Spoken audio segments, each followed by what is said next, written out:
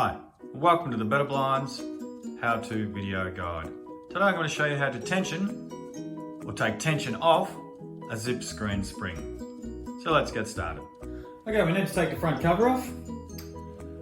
So here you'll have either a rivet or a screw either side holding the front cover in place. So I don't have that today in my example, so I can just take it off straight away. So it just pulls out like so. Carefully put on the ground. Okay, so what we're going to do next is we're going to lock the spring off so it's safe to take down. So move the blind up until you find the locking mechanism, which is this grey one here. So you flick that down, lift the blind up, and you'll notice that the fabric moves like so. That means your spring is actually locked and it is safe to take down. So once it's locked, then we can take out the two retainer clips either side here. So let's screw out.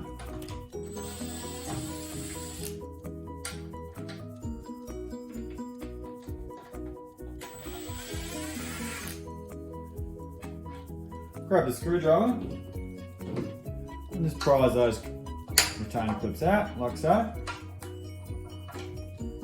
They do have a arrow. So the arrow you should be able to see the arrow. That's the way they will go back in. So if you don't see the arrow, you've actually put them in the wrong way.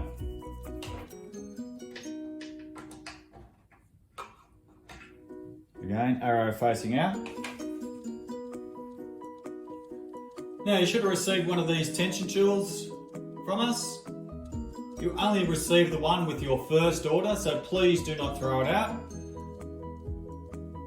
So, now we take the awning out, pull it up, put on your tension tool. Now this size awning needs 5 turns on the awning. Okay, so on our website we have the spring tension charts, so please check with those charts how many turns your awning actually needs. So there is a tension chart for mesh and PVC, and there's different charts for whether it's a heavy duty bottom rail or just a standard bottom rail. So please make sure you're using the correct chart. Okay, so this one needs 5. So 1, so you would have heard the click then. 2, 3, 4, and 5. You can put your awning back in place. You'll hear a nice click when it's aimed correctly, like so. Now, as this one only needed 5, our recommendation is do not put more tension on than what the chart says. So if it says 5, only put 5 on it. Do not put 6, 7, and 8. And you have the potential to break the spring if you do put too much tension on. Okay, so once it's back in place, we can unlock the clip, pull the awning down, test it. Looks all good. Now, we've put tension on, so if we need to know how to take tension off, so if you have put too much tension on the awning, what will happen is the awning will creep up by itself. That means you have too much tension. So if you do have that, what we need to do is we need to take a little bit of tension off.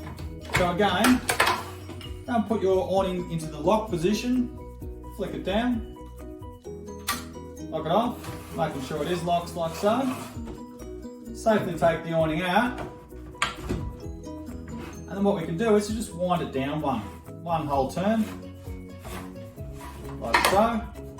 Put it back in place. Unlock the spring, flick it up. Pull the fabric down to engage the spring.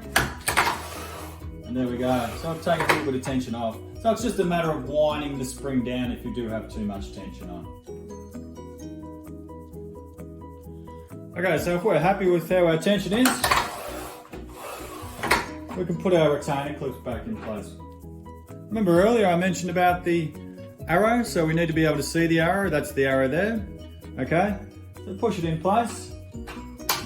I can see the arrow, so it means I have it in correctly. Again, this one has the arrow.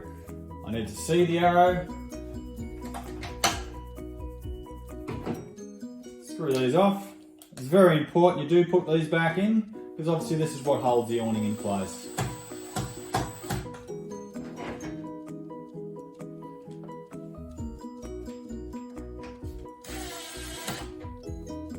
Okay, so they're locked off.